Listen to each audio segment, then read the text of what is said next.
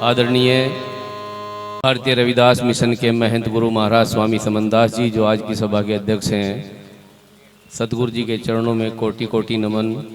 उपस्थित साध संगत, गुरु महाराज की प्यारी साध संगत, संत महात्मागण, प्रेमी बंधुओं, सभी को सतनाम, सत रविदास। हेलो।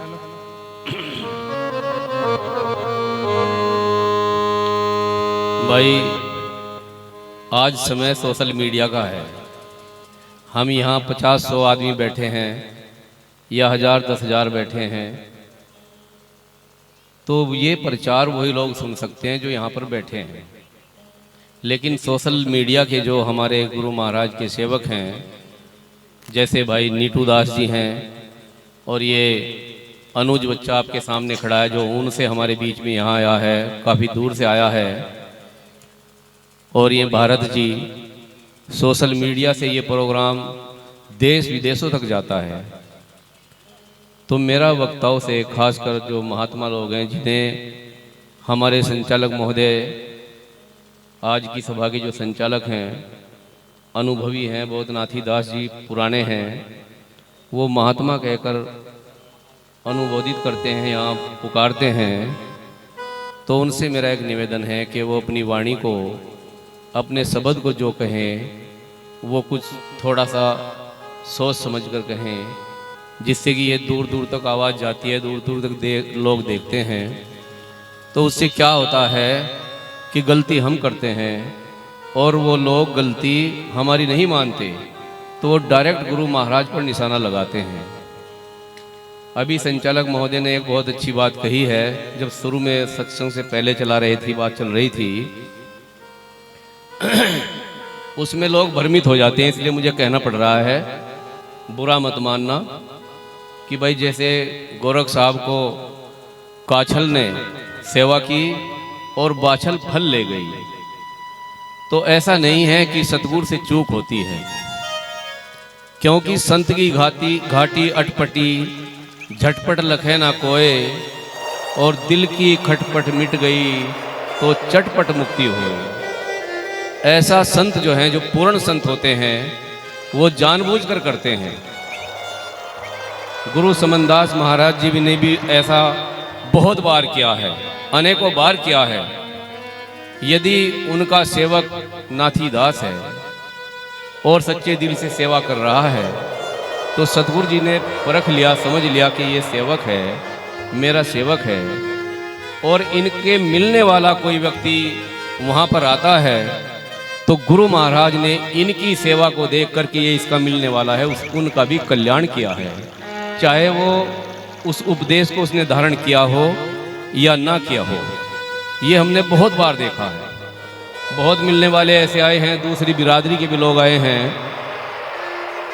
कहने लगे ये चुनाव लड़ रहा है, जो आशीर्वाद कर दिया ऐसे जीतने का।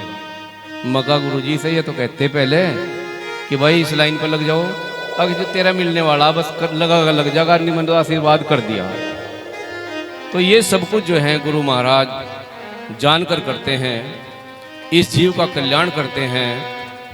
वो उसकी समझ है, वो उस चीज को परख करके गुरु के चरणों में लगता है, या फिर संसारिक माया में फंसा रहता है, उसे चेता देते हैं गुरु महाराज। एक बार का समय है, बात है, काजीपुरे में प्रोग्राम किया था आश्रम पर, जिसके प्रबंधक उस समय आदरणीय हमारे संचालक महोदय नाथी दास जी के ऊपर जिम्मेदारी थी। चुनाव चल रहे थे प्रधानी के, तो गुरु जी से 4-5 आदमी एक आदमी के लिए प्रधान बनाने की प्रार्थना कर रहे थे। फिर 4-5 आदमी उसी गांव के ही दूसरे आदमी को प्रधान बनाने की प्रार्थना कर रहे थे। फिर 4-5 आदमी उसी गांव के तीसरे आदमी को प्रधान बनाने की प्रार्थना कर रहे थे। ये बात है गांव हरेठी की। तो गुरुजी सबकी सुनते रहे। अब भाई ये सारे सत्संगी, कोई से कह रहा है, कोई से कह रहा है, कोई से कह रहा है, अब जी ये सत्संग है, आपका शिष्य है, ये आपका चेला बन जाएगा चुनाव के बाद। इस तरह की सब बातें चल रही थी। मैं गुरुजी के पास ही बैठा हुआ था, तो एक ईसम सिंह नाम का गुरु महाराज का सेवक है, प्रधान नहीं था उस समय, तो वो बंदगी करके मत्था टेक के चला, कहने लगी तो हनेठी वाला मैं कहा हाँ बुलाए सर। वो आ गया, गुरुजी ने कहा आशीर्वाद है तुझे, चुनाव लड़ लिया प्रधान का, जब प्रधान बना दिया। उसका कोई इरादा नहीं था चुनाव लड़ने का भी, लेकिन क्या हुआ, गुरु महाराज का आशीर्वाद हो गया और इसम प्रधान बना था। तो ये सब खेल गुरु महाराज जानबूझकर करते हैं, उनकी गति अपरंपार है। जिस पर दया हो जाती है वो संसार के कार्य को छोड़ करके सत्संग में लग जाता है। सत्संग ही एक ऐसा साधन है जिससे मीरा पार उतर गई। सदन कसाई जैसे गाय काटने वाले, भैंस काटने वाले वो संतों की श्रेणी में खड़े हो गए। तो हमें सत्संग में यानी सत्य के विचारों में, सत्य के विचार हैं गुरु की शरण में। बहुत कुछ बातें और संचालक साहब बताएंगे, उसमें हमें लगना चाहिए। सतनाम सतगुरु जयकारा बोल दो एक, बोलो सतगुरु रविदास महाराज की जय, सतगुरु समनदास महाराज की जय, आज के महान सत्संग की जय, आज के जन्मदिन की जय, सभी संतों महापुरुषों की जय। लो सतनाम।